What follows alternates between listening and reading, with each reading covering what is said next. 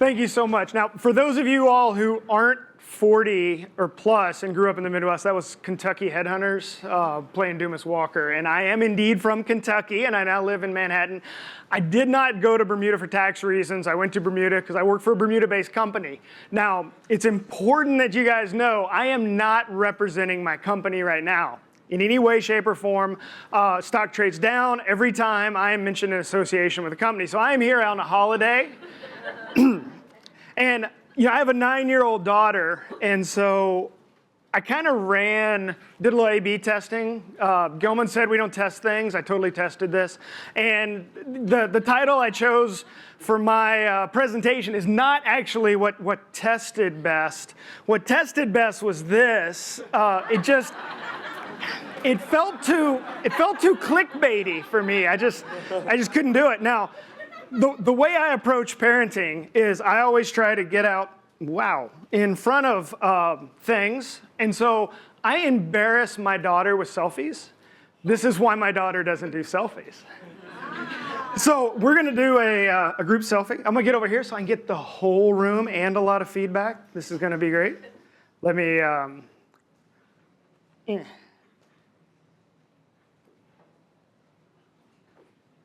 Reverse. Oh, come on. Yeah, clearly I do. There we go. Here we go. All right, crowd, give it up. All right, great. Fantastic. And let's see if I can...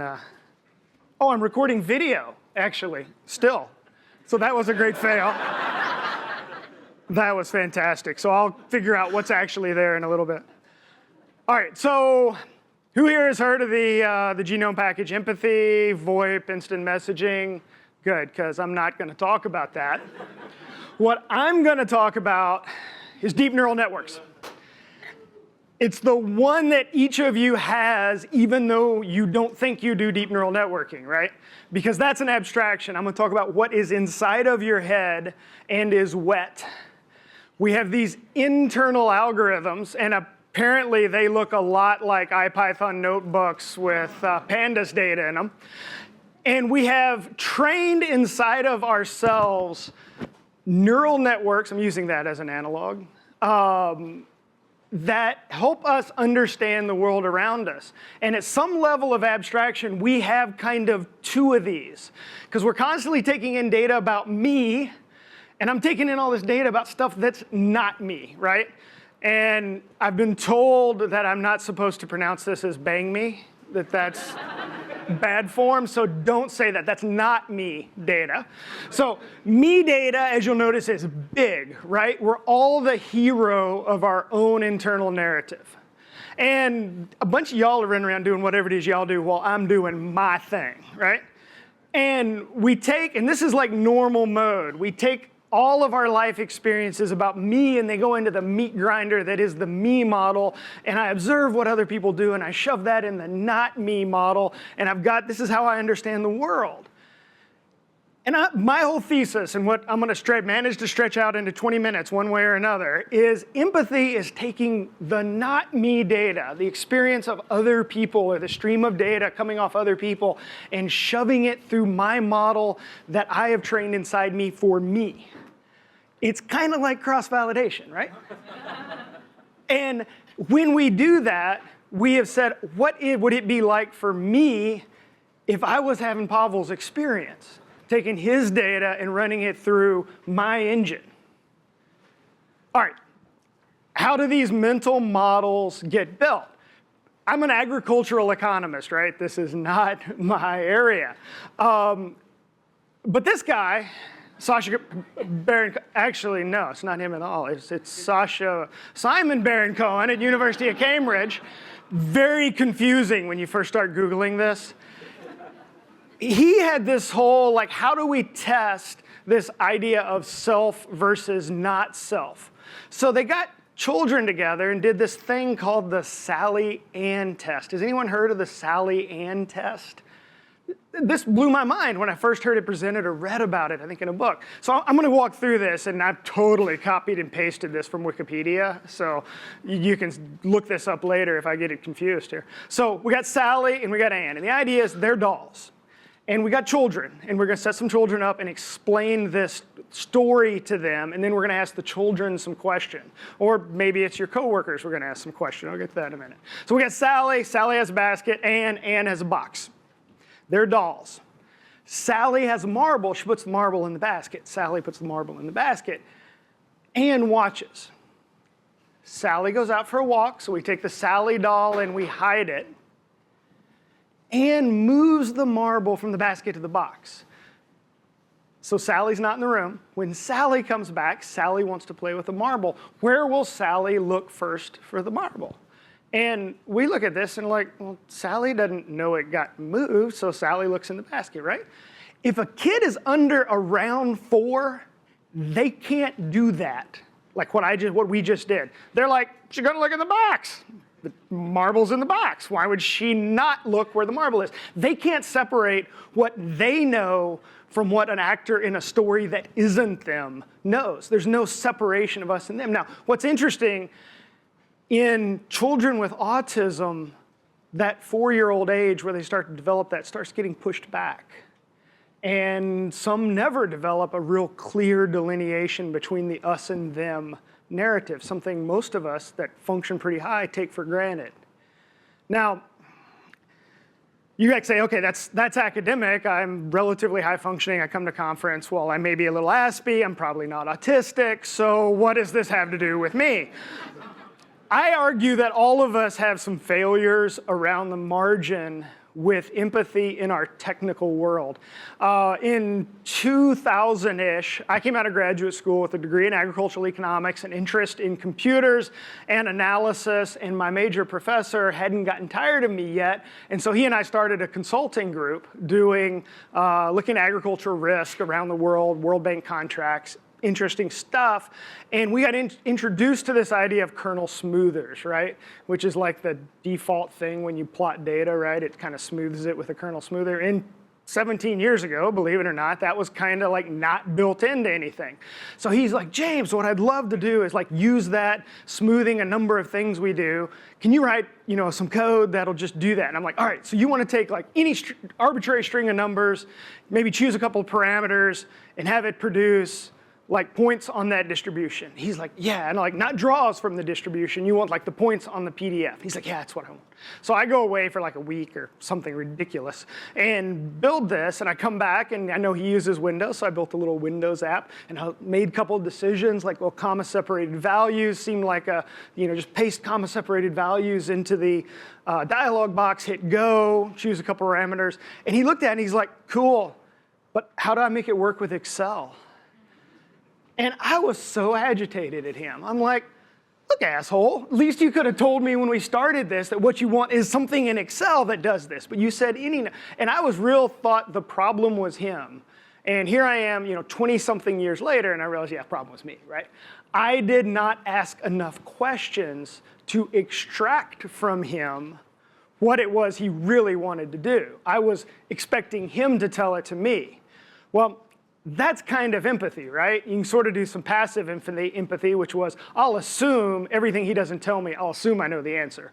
Or you do sort of active empathy, where you're like, well, tell me how this is going to work.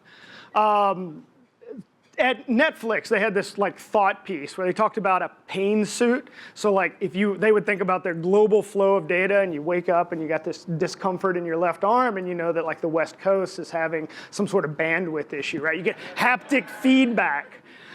They never actually built this. It was just a thought exercise. But we could think about what we do in analysis as trying to make data more visceral, or someone else's experience more visceral. So anybody in here explicitly use agile development methods?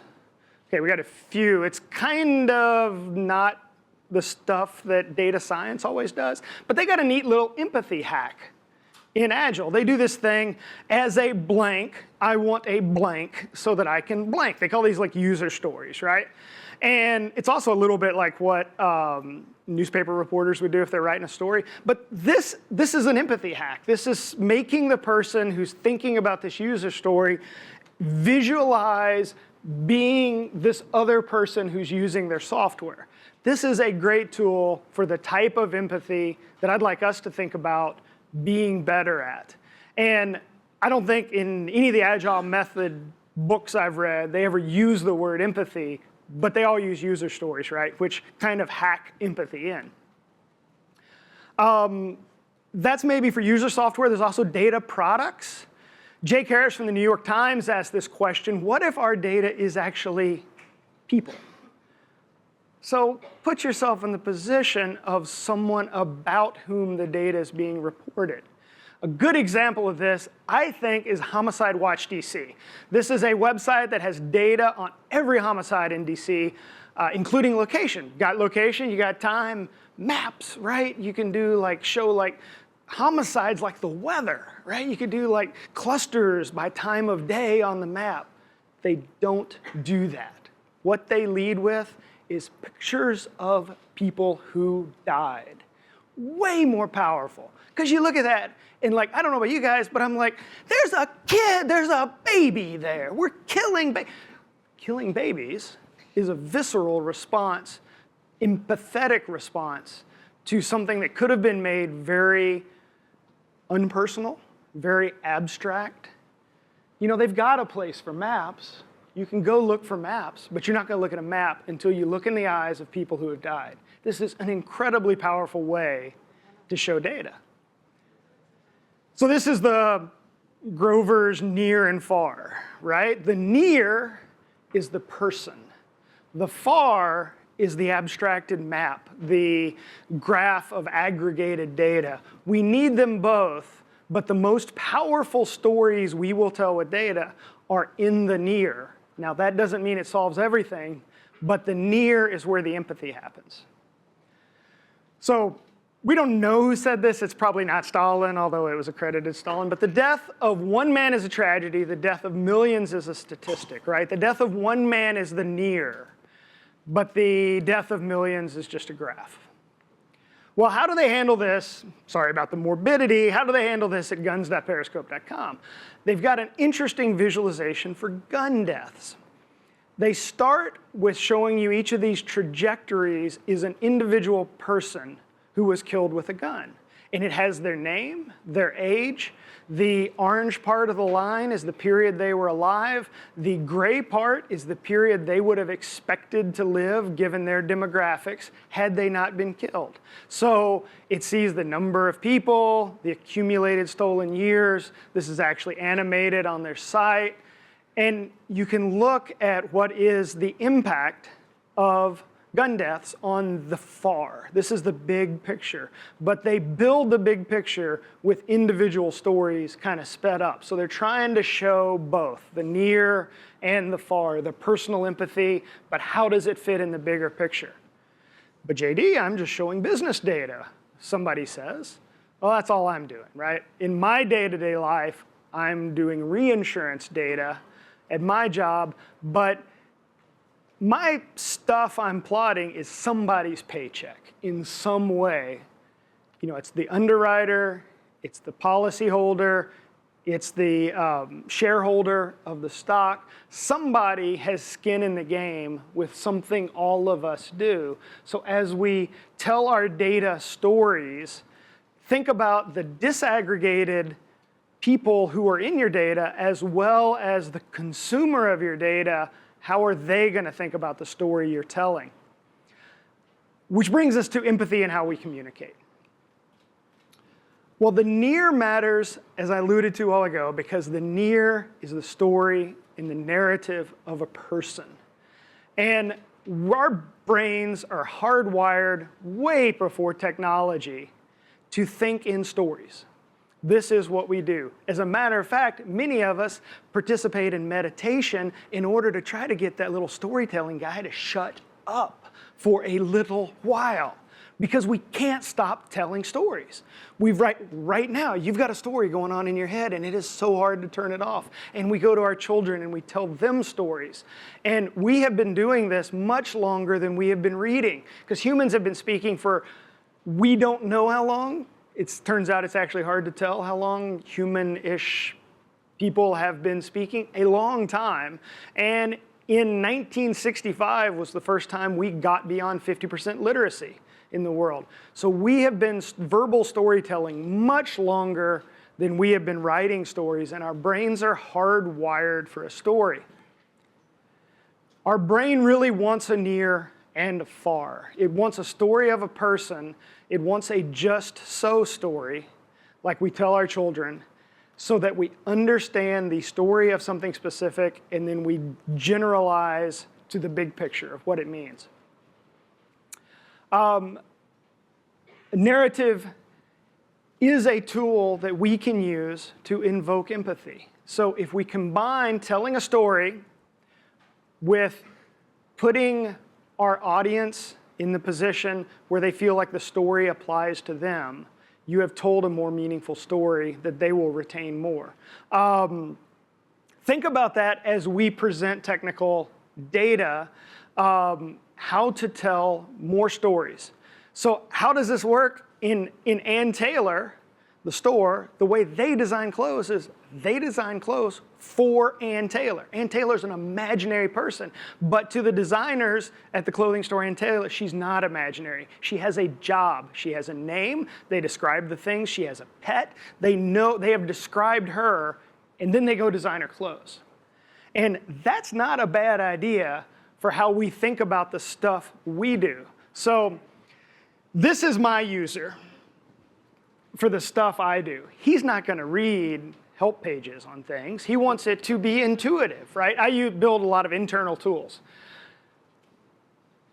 I recently built a tool, and I had our chief risk officer of our London operations was my person I was building for. And I would go into design meetings with people who were building other parts. And I'm like, yeah, Robin's not going to like that. And because Robin wants to do it this way. And they looked at me like, have you talked to Robin about that? I'm like, no, trust me. And sure enough, when we gave it to Robin, he's like, yeah, this is great. This is just exactly what I want. Now, I had a lot of empathy with Robin because I've known Robin and worked with him for years, but the idea was I wasn't trying to design, this was like a data service. I wasn't trying to design a data service for everybody in the organization who might do something. I'm like, I'm going to scratch Robin's itch with this product.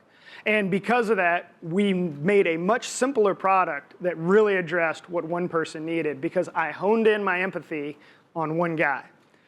Anybody here a graduate of UVA? University of Virginia? Anybody know where Virginia is? Okay. All right. So my wife grew up in Charlottesville. She did not go to UVA, but she swears up and down that she was 12 years old before she knew Thomas Jefferson was not still alive. And the reason is, if you've talked to anybody from UVA, they're like, well, Mr. Jefferson's university, right? I don't know if Mr. Jefferson would approve of that, right? Or we're changing the, the street signs in Charlottesville. Well, what would Mr. Jefferson think about that, right? They have personified how they think about the world through kind of empathy with this guy who's dead. And actually, if we can do that with the people who are alive, who we're working for and making products with, we're going to be more effective. And we're not going to get caught up in hypothetical people who want it all. We're going to build products and analysis that address the needs of specific people who are consuming our products. This whole empathy business got some ground, and there was a bunch of stuff written after the elections. J.D. Vance wrote a book, Hillbilly Elegy, that tried to explain the situation of a person growing up in middle America, feeling blown over by the modern society. There was another book called, name evades me, about Louisiana and a woman trying to understand the Tea Party in Louisiana.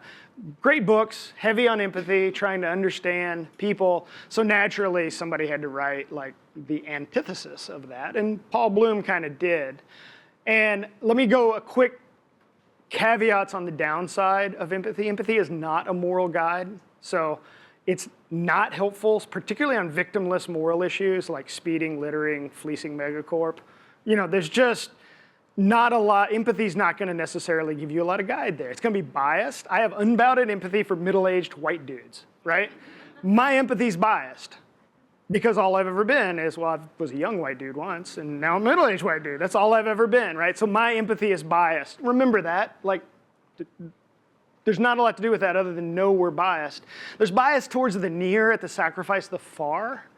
So if empathy is really stirred by these near narrative stories, it's a crappy way to keep the trains running on time, or to make tax rules, or to set boundaries. If any of you have had a drug or alcohol addict in your life, empathy's not the power tool for solving that issue. It also has bounded rationality in that if you walk down the street in New York and you have empathy with every bum on the street, it's going to wear you flat out, right? So use this as is appropriate with people you are close to, and I recommend with the people whose life you're impacting, whether it's your kids, your spouse, your work, your colleagues, the people who are consuming your data products, or looking at your visualizations, or looking at your tabular model results. Those are the ones you should be actively trying to stir empathy with. So use this, cross-validate your model with other people's signal. That's my euphemism for what empathy is. Ask, what would it be like to be in their situation? Remember, they make sense from their point of view. Take the time to understand someone else's point of view. Pull out the story of the near, but keep the far in check. Tell a story and make reproducible examples on Stack Overflow. That's an exercise in empathy, right? Why? Because there's 5 or 6 people who are trying to answer hundreds of questions, and if they can copy and paste your working code into their R session and see exactly what you see, they can help you faster. Be empathetic towards the person answering your question. So Steve Martin said, before you criticize a man, walk a mile in his shoes. That way, when you do criticize him, you'll be a mile away and have his shoes. And I'll leave you on that. Thank you very much.